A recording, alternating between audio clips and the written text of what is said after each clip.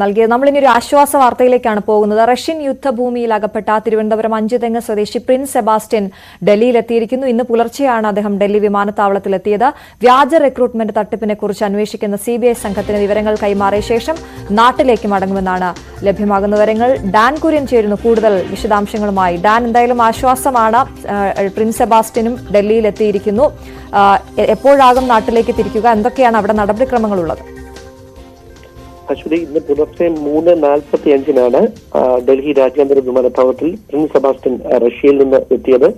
നമുക്കറിയാം, ഈ യുദ്ധഭൂമിയിൽ വെച്ച് പരിക്കേറ്റതിനെ തുടർന്ന് ചികിത്സയിൽ കഴിയുകയായിരുന്നു പ്രിൻസ്. അതുകൊണ്ട് തന്നെ മോസ്കോയിലെ ഇന്ത്യൻ എംബസിയുടെ ഭാഗത്തു നിന്നുള്ള നടപടിക്രമങ്ങൾ പൂർത്തിയാക്കിയാണ് അടിയന്തരമായി പ്രിൻസിനെ എത്രയും പെട്ടെന്ന് നാട്ടിലേക്ക് തിരിച്ചയക്കണമെന്നുള്ള നിർദ്ദേശം വിദേശകാര്യ വകുപ്പിന്റെ ഭാഗത്തു നിന്ന് ഇന്ത്യൻ കോൺസുലേറ്റിനെ കൈമാറിയത്.